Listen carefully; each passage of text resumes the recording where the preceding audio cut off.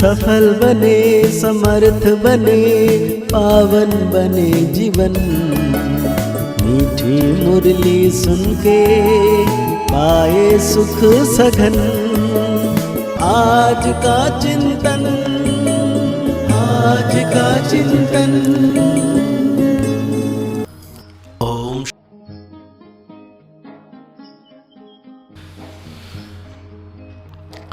ओम शांति। Good morning. प्यार का सागर मीठा बाबा, आज हम बच्चों को कह रहे हैं ज्ञान सागर बाप से वर्षा लेना है तो 20 नाखूनों का जोर देकर भी पढ़ाई जरूर पढ़ो। पढ़ाई से ही राजाइवा जीवन मुक्ति पद प्राप्त होगा। आज बाबा हम बच्चों को पूछ रहे हैं, ज्ञान मार्ग में सदा कायम कौन रह सकता है? उच्च पद की प्राप्ति का आधार क्या है? बाबा कहते हैं, जिनका पढ़ाई के सिवाय दूसरा किसी भी बात में शौक नहीं है, ज्ञान की परिपक्व अवस्था ही है, वही इस ज्ञान मार्ग में कायम रह सकते हैं। बाकी ध्यान दीदार की आश रखना, खेल पाल करना, इससे कोई फायदा नहीं और ही माया प्रवेश कर लेती है। फिर बाप का हाथ व पढ़ाई छोड़ देते हैं। उच्च पद के लिए पढ़ाई पर फुल अटेंशन चाहिए। तो बाबा ने बहुत प्यारा सा गीत याद किए हैं।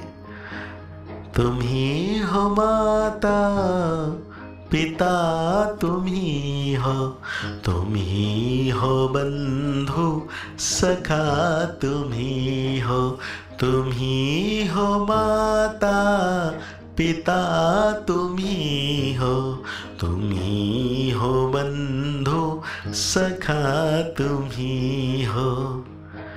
मांगते ओम शांति का अर्थ तो बच्चों को समझाया गया है। जो भी रिलीजियस माइंडेड अथवा धर्मात्मा पुरुष है, मंदिर टिकड़ों में जाते हैं, उनके मुख से ओम शांति अक्षर निकलता है, परंतु यह अर्थ नहीं समझते। हम भी कहते हैं ओम शांति अहम आत्मा, आत्मा अक्षर जरूर आता है। सुप्रीम सोल अथवा आत्मा कहती है ओम शांति। मैं जो आत्मा हूं, मेरा स्वधर्म शांत। आत्मा अपना एक्युपेशन बतलाती है। बाप भी कहते हैं ओम शांति। हम भी आत्मा है, परंतु मुझे परमात्मा कहते हैं, क्योंकि मैं सदैव परमधाम में रहता हूं।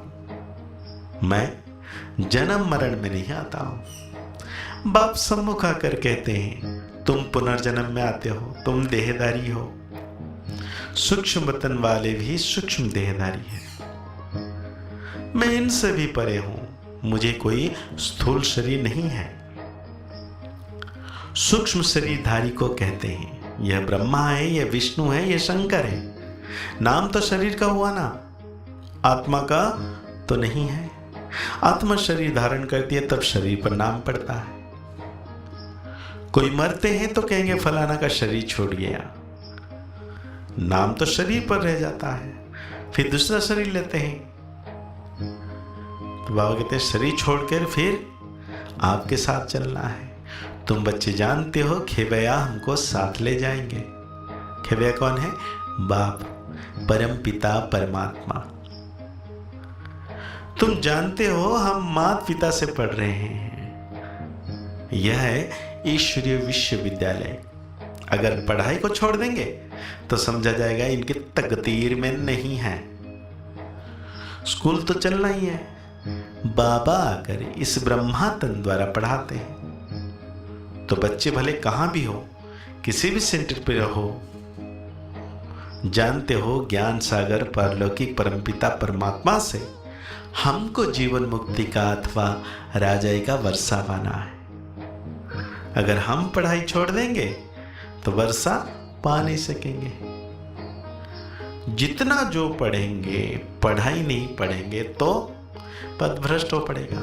जितना जो पढ़ेंगे वो उच्च पद पाएंगे, और नहीं पढ़ेंगे तो पदभ्रष्ट हो जाएगा। इसलिए बाबा आज पढ़ाई पर जोर दे रहे हैं। बहुत बच्चे पढ़ाई पढ़ते पढ़ते थक जाते हैं, नहीं पढ़ना माना थक जाना, कहते हैं बस आगे हमें नहीं पढ़ सकते।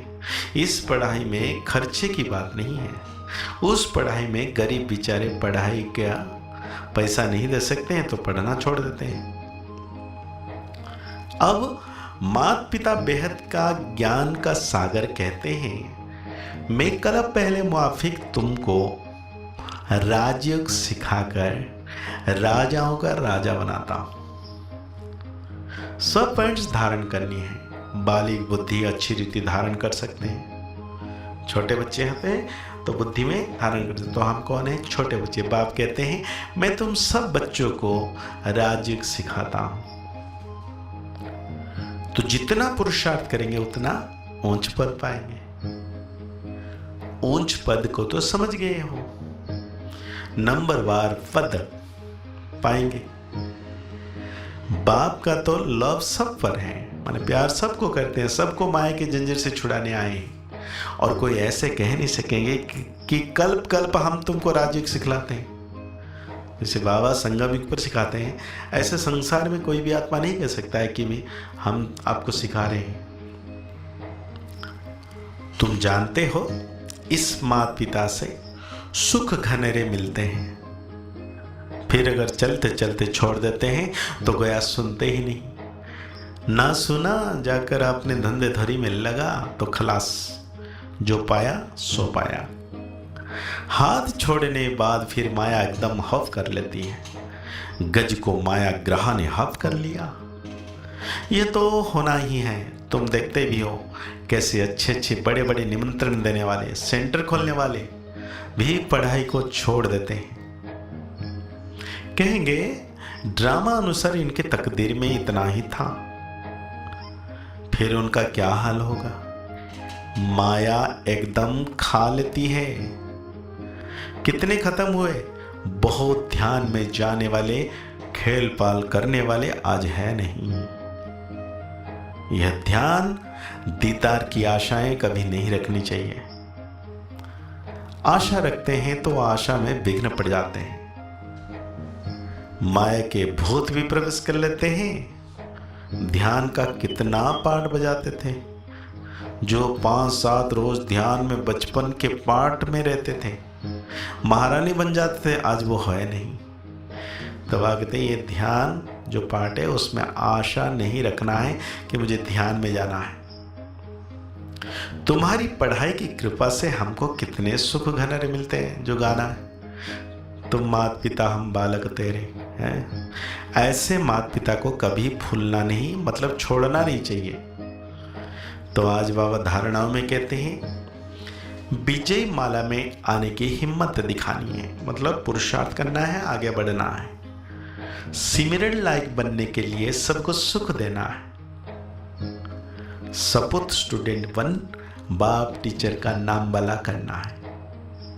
कभी भी काम बा क्रोध के भूत के वश हो उल्टा काम नहीं करना है।